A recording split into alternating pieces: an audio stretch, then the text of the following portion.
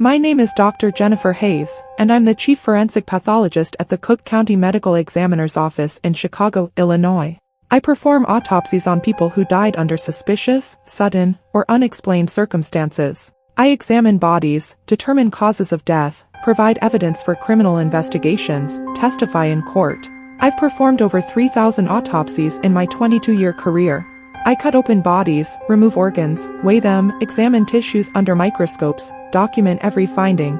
I'm comfortable with death. I see it every day, in every form: gunshot wounds, stabbings, overdoses, accidents, suicides, murders. On October 3, 2023, I began experiencing the deceased's final 24 hours in reverse during autopsies. As I dissect their bodies, I live backwards through their last day.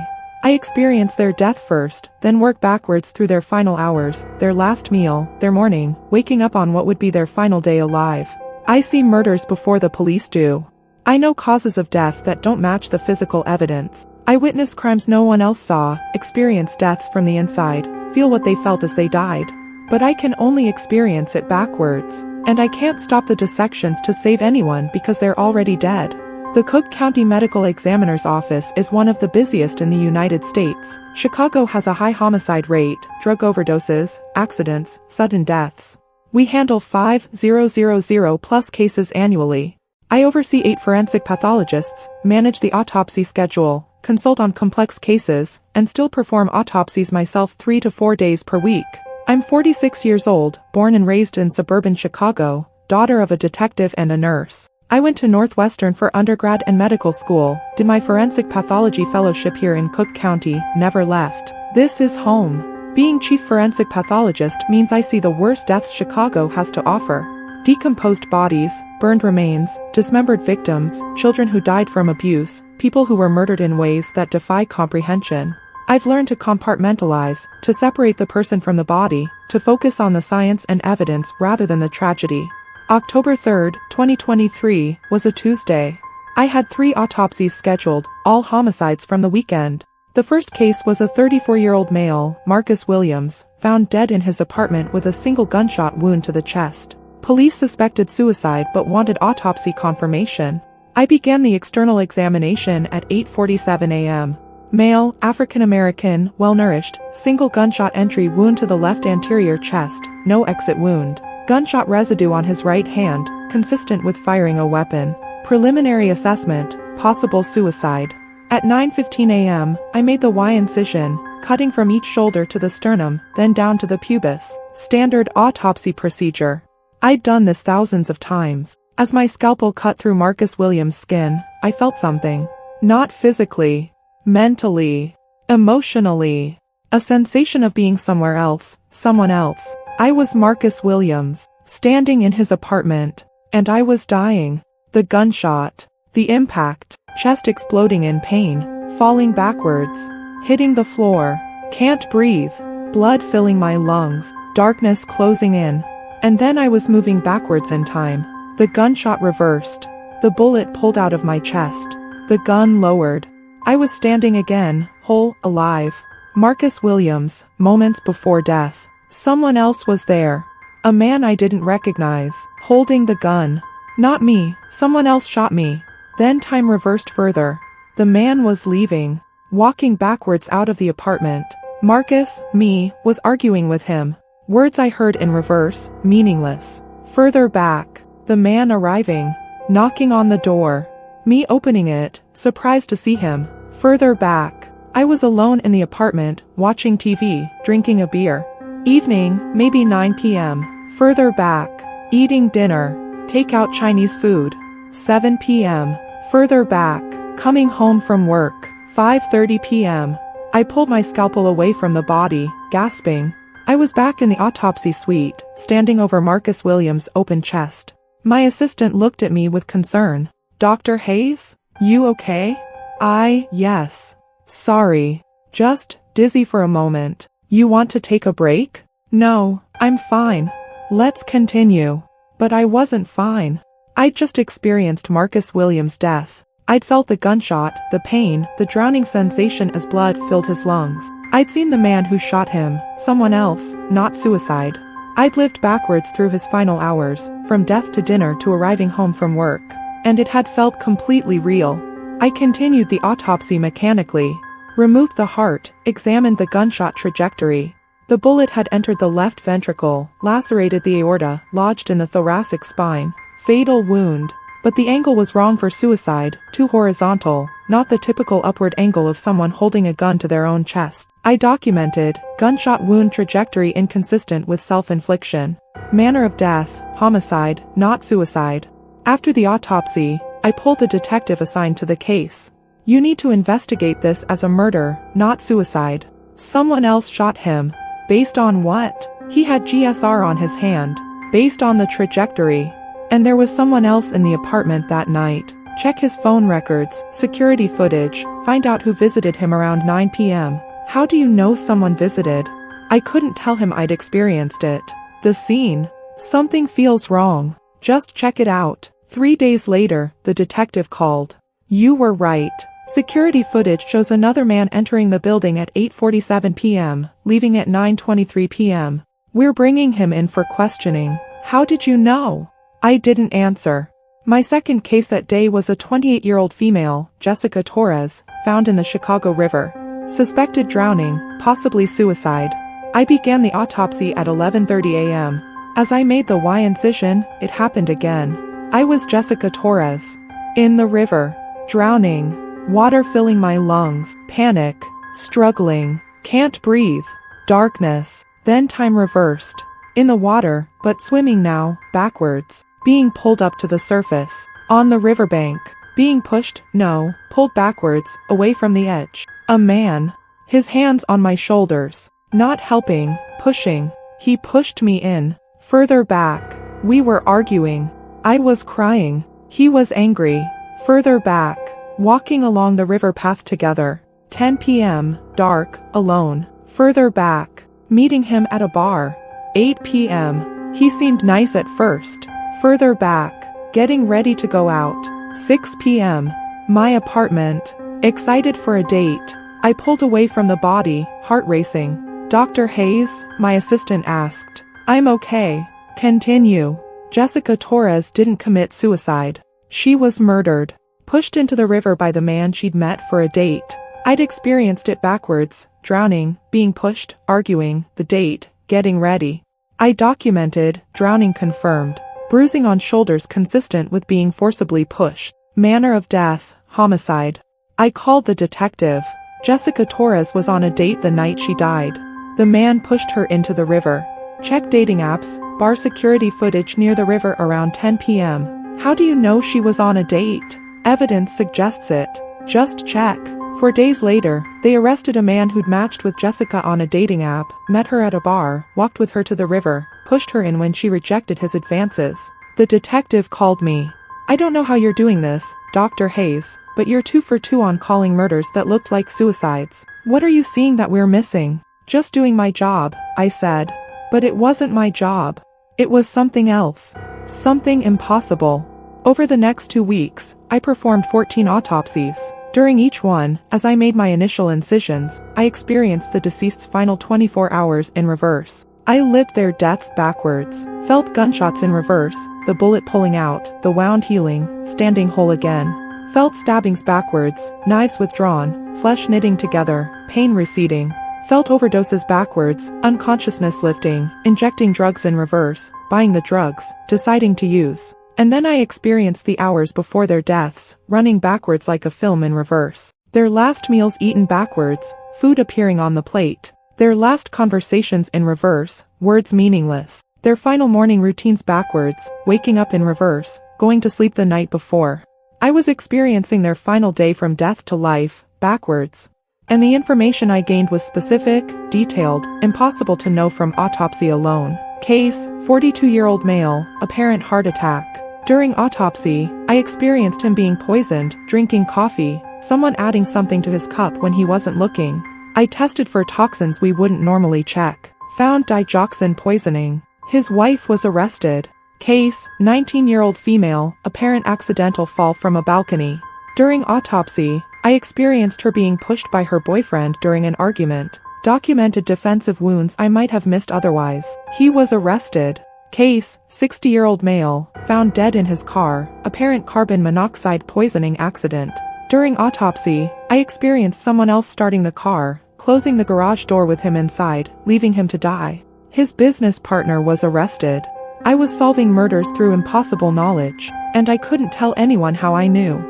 On October 23rd, I performed an autopsy on a 7-year-old boy, Daniel Martinez, who died from what appeared to be asthma complications. As I made the Y-incision, I experienced his death backwards. Choking. Can't breathe. Lungs closing. Panic. His mother there, not helping. Watching him die. Time reversed. I was Daniel, breathing normally moments before the attack. His mother giving him something, not his inhaler. Something else. Something that made him stop breathing. Further back. Playing in his room. 3 p.m. Further back. Lunch with his mother. 12 p.m. She seemed angry. Further back. Morning. Getting ready for school. 7 a.m. His mother had poisoned him. Made it look like asthma. I could see it, feel it, know it with absolute certainty. But a 7-year-old boy. Murdered by his mother. The horror of it broke through my professional detachment. I left the autopsy suite and vomited in the bathroom. After I composed myself, I documented death inconsistent with asthma pathology. Recommend toxicology screening for respiratory depressants. Toxicology found high levels of a medication that suppresses breathing. The mother was arrested. She'd been systematically poisoning her son for insurance money. The detective called me afterwards. How did you know to test for that specific drug? Just experience. Something didn't feel right. Dr. Hayes, you're the best forensic pathologist I've ever worked with. It's like you can see things no one else can see. He had no idea how accurate that was. On November 1st, I was called to testify in the Marcus Williams murder case, the first one where I'd experienced the reverse timeline. The defense attorney cross-examined me. Dr. Hayes, you determined this was a homicide based on bullet trajectory. But the victim had gunshot residue on his hand. How do you explain that? The residue could have been transferred when the killer placed the gun in the victim's hand to stage a suicide. Could have been? You're speculating? I'm providing a forensically sound explanation consistent with the evidence, but you can't prove someone else was in that apartment. The bullet trajectory proves someone else fired the weapon. The angle is biomechanically impossible for self-infliction. I couldn't tell them I'd experienced it. I'd seen the killer, felt Marcus's confusion and fear, lived backwards through the murder. But forensically, all I could provide was the physical evidence. The defendant was convicted. The jury believed the trajectory evidence, but I knew the truth in ways they couldn't imagine. I'd been Marcus Williams in his final moments, experienced his death from the inside, lived backwards through his last day. On November 8th, I had the worst case of my career. A 5-year-old girl, Emma Rodriguez, found dead in a park. Signs of sexual assault and strangulation. The kind of case that haunts even experienced pathologists. I almost refused to perform the autopsy. Asked one of my staff to handle it. But I'm the chief. The worst cases are my responsibility. At 9 a.m., I began the external examination. At 9:32 a.m., I made the first incision. And I was Emma. Dying. Choking. Hands around my throat. Terror. Pain. Darkness. Time reversed. The assault. The attack. Details I won't describe. Horror beyond comprehension. Further back. Being grabbed in the park. 4 p.m. A man. I didn't know him. Further back. Playing on the swings. 3 p.m. Happy. Innocent. Alive. Further back. Arriving at the park with her mother. 2 p.m. Excited to play. I pulled away from the body, shaking uncontrollably. Ripped off my gloves. Ran to the bathroom. Collapsed on the floor, sobbing. I'd experienced a 5-year-old's rape and murder from the inside. Felt her terror, her pain, her confusion. Lived backwards through the worst moments of her short life. My assistant found me 20 minutes later. Dr. Hayes, do you need help? I can't do this one. Please. Someone else. Dr. Hayes, you've never refused a case. I'm refusing this one. Get Dr. Patterson. Please. Dr. Patterson completed Emma's autopsy. I stayed in my office, shaking, unable to function. That evening, the detective on Emma's case called. We have a suspect. Man caught on park security cameras. We need your autopsy findings. Talk to Dr. Patterson. He completed the autopsy. But you started it. Did you see anything before you handed it off? I had seen everything. I'd experienced her death, the assault, being grabbed, the man's face. I could identify him if I saw him. But I couldn't explain how I knew. Just, find the man in the security footage. He's the one. We know. We're bringing him in now. But Dr. Hayes, are you okay? Patterson said you had a breakdown during the autopsy. I'm fine. Just, some cases are harder than others. The man was convicted. DNA evidence, security footage, forensic findings. Justice was served. But I carried Emma's death inside me. I'd experienced her final moments. I'd been her, felt her terror, lived backwards through the worst day of her life. On November 15th, I requested a meeting with the Cook County Medical Examiner, Dr. Robert Green. Robert, I need to discuss something. During autopsies, I've been experiencing unusual perceptions. What kind of perceptions? I'm experiencing the deceased's final 24 hours. In reverse. As I perform the autopsy, I live backwards through their last day. From death to life. He studied me carefully. Jennifer, that's not medically possible. I know. But it's happening. Every autopsy for 6 weeks. I experience their deaths, then work backwards through their final hours. I see how they died, who killed them, details that don't appear in the physical evidence. You're describing precognition. Or postcognition. Psychic abilities. I'm describing what's happening. And it's how I've been solving cases. Marcus Williams, Jessica Torres, the poisonings, the staged accidents, I knew those were murders because I experienced them. Jennifer, you solved those cases through excellent forensic pathology. Pattern recognition, attention to detail, experience. I solved them because I lived through the victims' deaths. I felt Marcus Williams being shot. I felt Jessica Torres being pushed into the river. I experienced Emma Rodriguez's, I couldn't finish. I experienced things no forensic evidence can show. Jennifer, I'm concerned. What you're describing sounds like extreme stress response. Maybe PTSD from cumulative exposure to trauma. You need to see someone. I'm not having a breakdown. I'm experiencing the deceased's final hours during autopsies. It's real, it's consistent, and it's affecting my work. Then you need to take medical leave. I can't have my chief forensic pathologist claiming to experience dead people's memories. It undermines the scientific credibility of our office. On November 20th, 2023, I was placed on mandatory medical leave. 22 years of forensic pathology, over 3,000 autopsies, ended because I'd reported experiencing the deceased's final hours in reverse. I underwent psychiatric evaluation with Dr. Angela Martinez. Tell me about these experiences, Dr. Hayes. During autopsies, when I make the initial incisions, I experience the deceased's final 24 hours in reverse. I live through their death first, then backwards through their last day. How does that feel? Like being them. I feel their deaths, gunshots, drowning, strangulation. I feel their pain, their fear, their last moments. Then I experience their final hours working backwards. Last meal, last conversation, waking up that morning. All in reverse. Why do you think this is happening? I don't know. Maybe I've performed so many autopsies, examined so many deaths, that some boundary dissolved. Maybe I'm accessing something that's always been there but we don't normally perceive. Or maybe you're experiencing stress-induced dissociative episodes, creating elaborate mental narratives to cope with the trauma of constant exposure to violent death. It's not dissociation. It's real. Specific. Accurate. I've solved 14 murders using information from these experiences. You've solved murders using forensic evidence and professional expertise. The experiences might feel real, but they're your brain's way of processing the evidence you're already observing. Dr. Martinez's assessment, Dr. Hayes is experiencing complex dissociative responses to cumulative occupational trauma. The reverse time experiences are elaborate confabulations her mind creates to organize forensic observations, recommend extended leave, trauma therapy, and evaluation before return to autopsy work. On December 1st, I was officially removed from my position as Chief Forensic Pathologist, framed as medical retirement for health reasons, but the message was clear. They believed I was mentally unstable. I spent December in isolation. No autopsies, no bodies, no deaths. Just me, trying to process what had happened. The experiences didn't stop. I didn't need to be performing autopsies to remember them. I carried the reverse time experiences in my memory.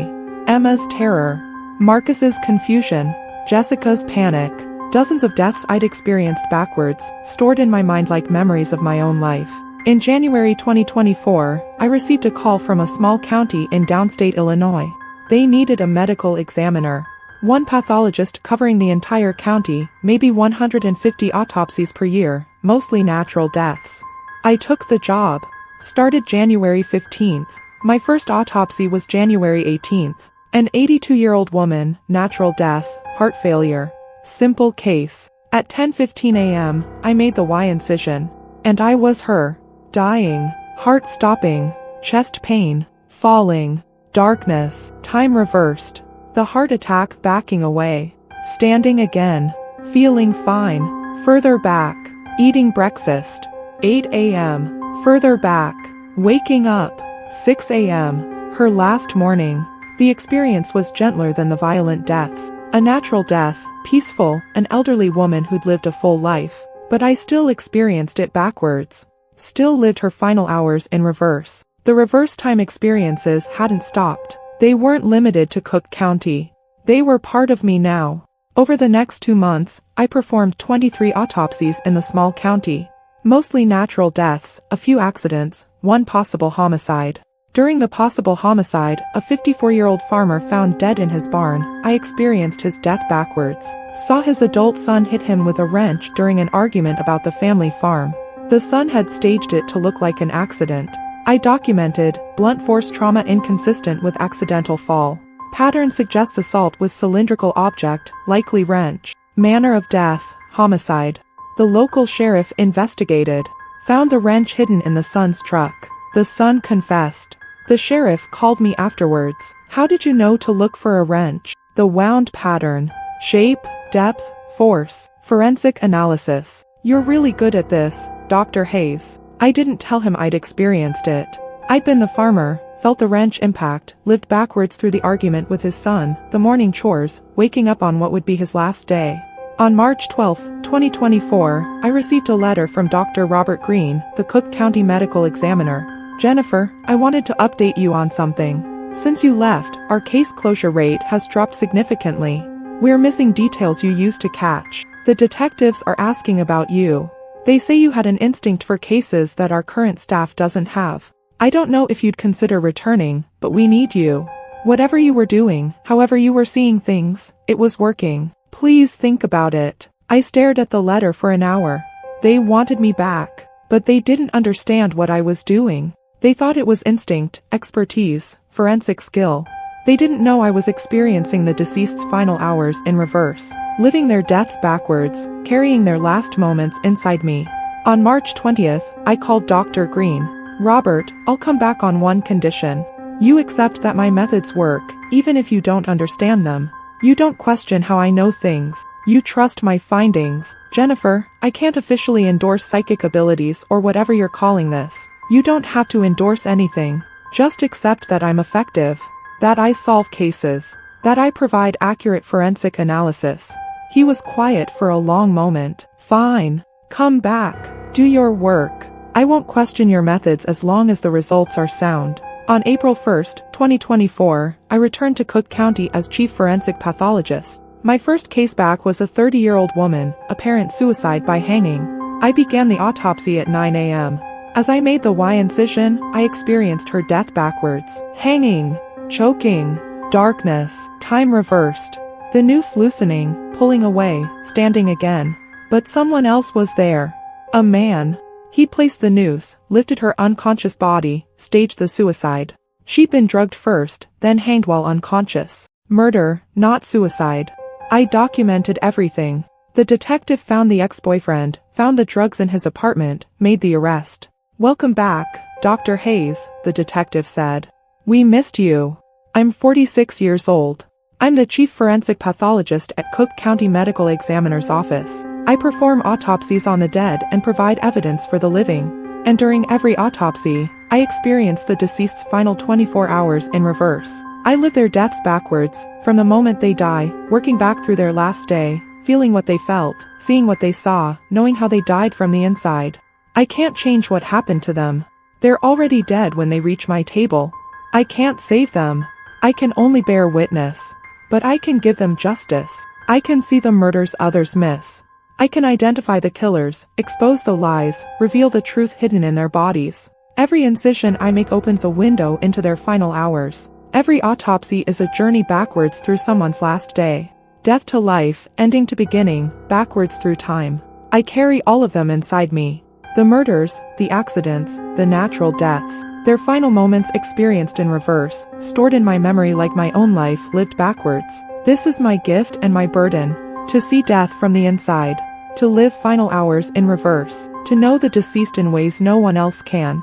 I'm a forensic pathologist who experiences time backwards during autopsies. And I use it to speak for the dead.